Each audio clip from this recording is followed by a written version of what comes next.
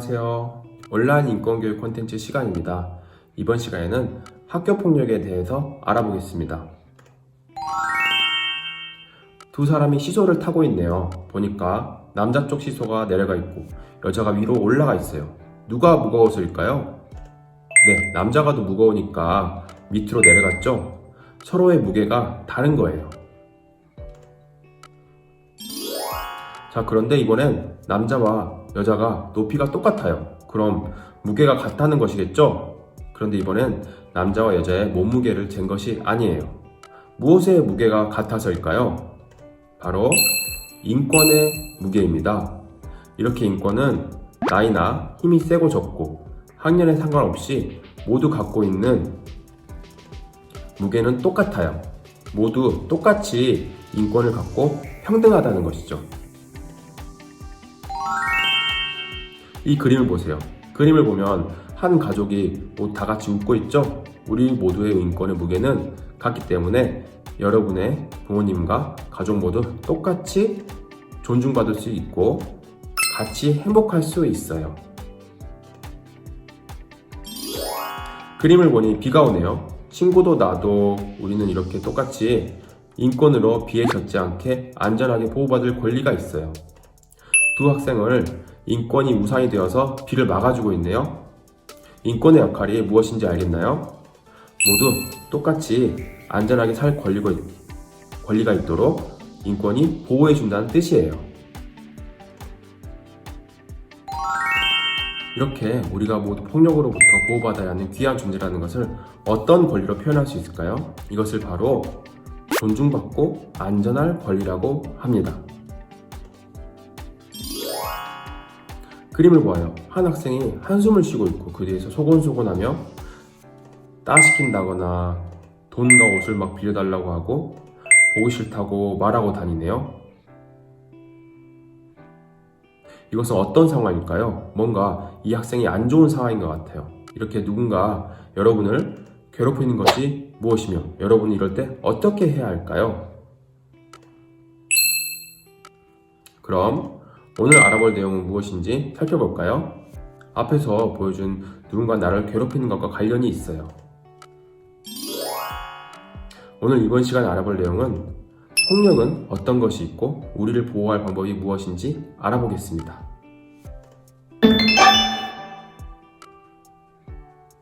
첫 번째 활동으로 폭력이란 어떤 것을 폭력이라고 하는지 알아보겠습니다. 자, 여기 그림들을 볼까요? 어떤 상황들일까요? 여러분이 학교에서 당했을 때 화나는 경우들을 모아봤어요. 나한테만 굳이 와서 놀리고 욕하고 이름을 안 부르고 싫어하는 것을 알면서 꼭 듣기 싫은 별명으로 부르고 허락 없이 물건을 그냥 가져가 버리고요. 또 허락하지 않았는데 몸을 막 만지는 경우도 있어요. 어때요? 화나거나 슬프겠죠? 이런 일을 보거나 겪은 적이 있나요? 다음을 볼게요. 다음은 학교 식당에서 먹고 있던 식판을 갑자기 치워버린다거나 못 먹게 가져가는 것, 때리고 괴롭히는 것. 자, 여러분 혹시 이런 경험이 있나요? 사실 지금까지 보여준 화나게 한 상황들은 모두 폭력에 해당해요. 때리고 괴롭히는 행동만이 폭력이 아니라 놀리고 싫어하는 행동을 하고 물건을 가져가고 불쾌하게 만지는 행동이 모두 폭력이죠. 이런 폭력은 우리를 존중받지 못하게 하고 안전하지 못하게 해서 우리의 인권을 침해합니다.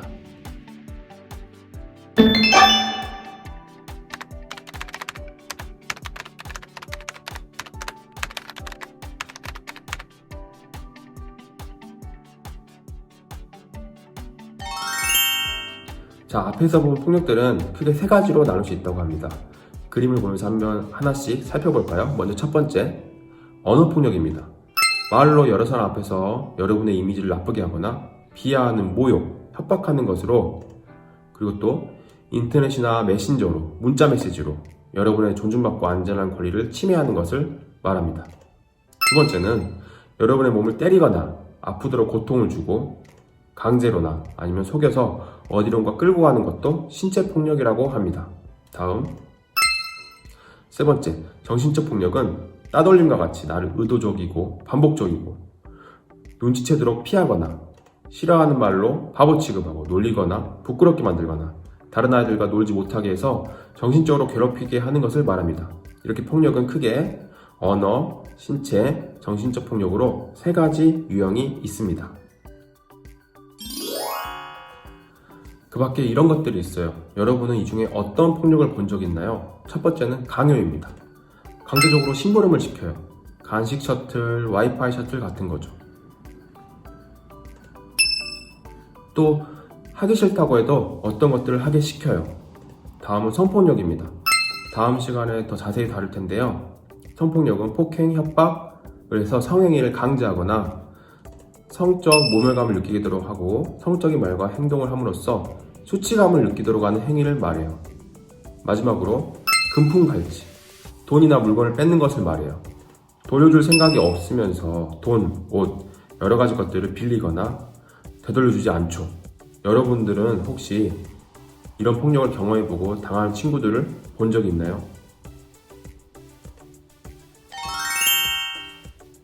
마지막으로 사이버 폭력입니다. 인터넷이나 스마트폰을 이용해서 나타나는 폭력이에요. 보세요. 메신저에 몰래 찍은 사진을 올려놓고 이것을 보며 놀리고 있고 다른 사람들에게도 보내라고 하고 있어요. 이렇게 모욕적인 것이나 거짓말, 원하지 않는 것을 SNS, 카톡, 페이스북 메신저 등을 통해서 다른 사람에게 보여주는 것을 말해요. 단톡방에 계속 초대하거나 태그를 달기도 하죠. 여러분은 이런 폭력을 경험하거나 본 적이 있나요?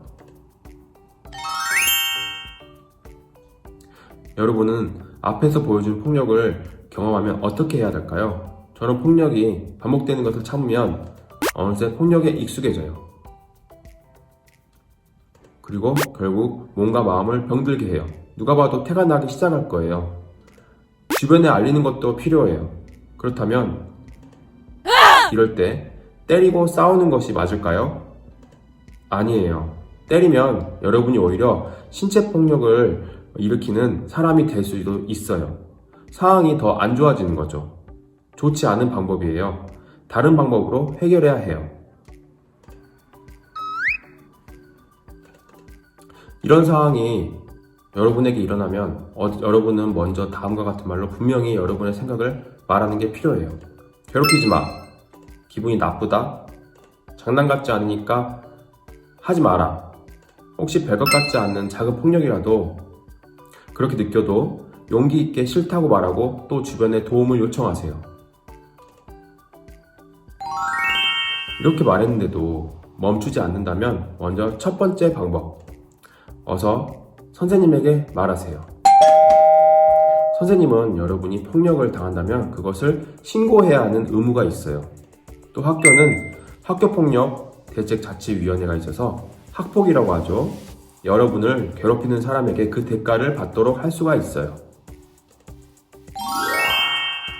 그래도 해결되지 않는다면 어떻게 해야 할까요? 선생님과 학교에 알리는 방법 말고 두 번째는 바로 전문가들에게 신고하는 것이에요. 국번 없이 117을 눌러서 학교폭력신고센터에서 상담받거나 신고할 수 있어요. 그리고 학교 전담 경찰관에 신고하거나 알릴 수가 있어요. 여러분은 학교의 복도나 계단에 보면 학교 전담 경찰관의 연락처가 있을 거예요. 여기에 신고해도 돼요. 여기에 알리면 정말 여러분을 괴롭힐 수가 없을 거예요. 자, 이제는 여러분뿐만 아니라 다른 친구들의 인권 지킴이가 되어 다른 친구들을 지켜줄 수 있어요. 한번 그 방법에 대해서 알아볼게요.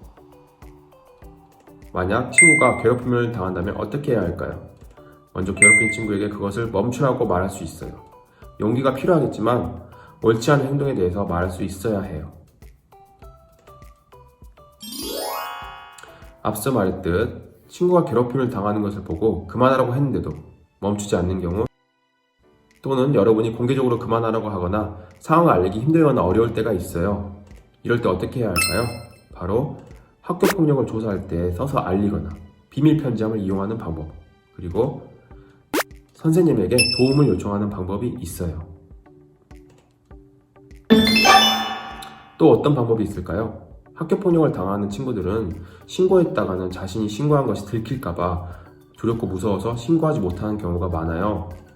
친구가 괴롭힘을 당하면서도 스스로 신고하지 못하거나 참고 있는 것을 보면 앞에 말한 것과 같이 여러분이 학교폭력 신고센터 117이나 학교 전담 경찰관에 신고하는 방법도 있어요. 이런 기관은 여러분과 여러분 친구 모두를 지켜줄 수 있답니다.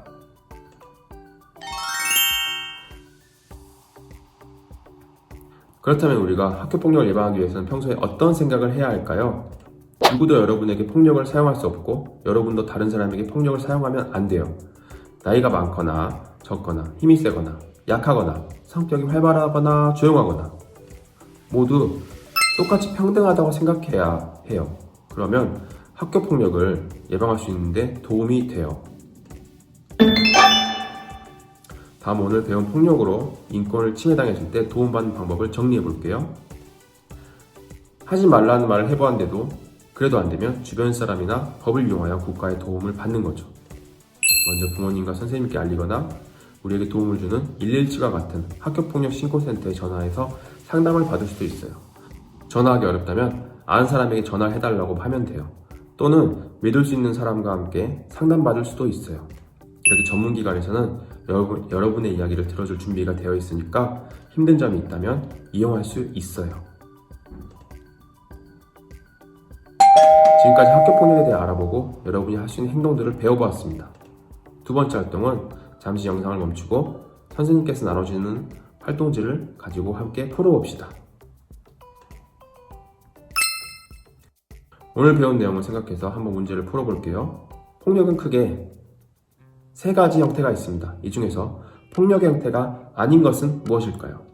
1번 언어폭력, 2번 신체폭력, 3번 융단폭력 중에서 폭력의 형태가 아닌 것을 골라주세요. 뭘까요?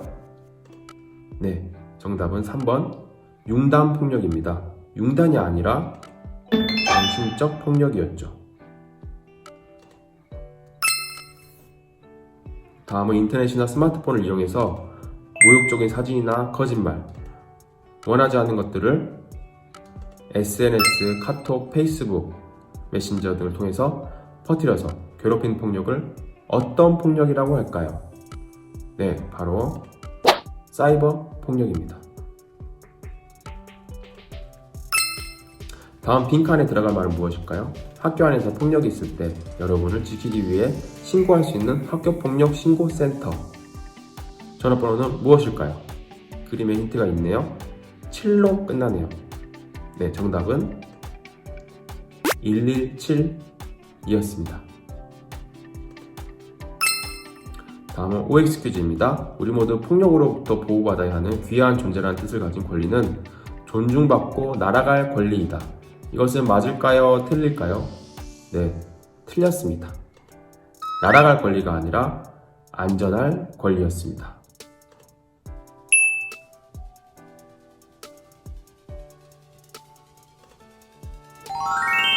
오늘은 여러분이 갖고 있는 여러 가지 권리에 대해서 알아보고 권리가 침해되는 상황에서 어떻게 말하고 행동해야 하는지 공부했습니다. 다음 시간에는 성폭력을 예방하고 대처하는 방법에 대해서 알아보겠습니다. 그럼 다음 시간에 만나요. 안녕.